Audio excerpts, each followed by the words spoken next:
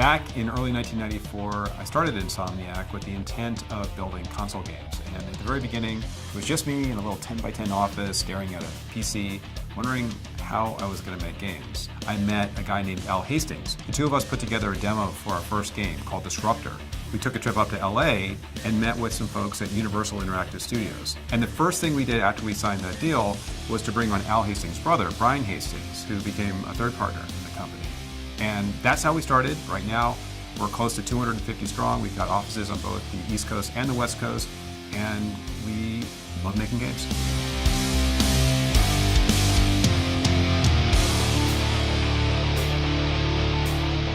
What makes Insomniac different? What I hear frequently is, it's the crazy weapons, or it's the somewhat off-center games, or the stories that you tell, which is fantastic. We love that, and it's really fun for us to put out continually different games for players to experience. Internally, though, we really focus on collaboration. One of my favorite games was Sunset Overdrive. There was a lot more style to that game than previous games that we've worked on, and it allowed us to be a lot more creative. Maya is our primary tool. Obviously, the modeling tools are sort of the bread and butter for a modeler and an environment artist. Instead of hand placing each geometry onto the model, I just use the scatter tool and it's done instantaneously.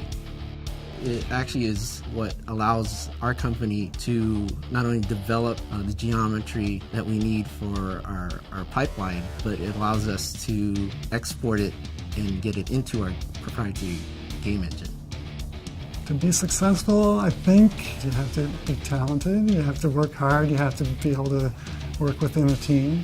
The one thing that would benefit you here is you have to have like a can-do attitude. You get together with whoever you need to, and you just get things done, and you'll be successful.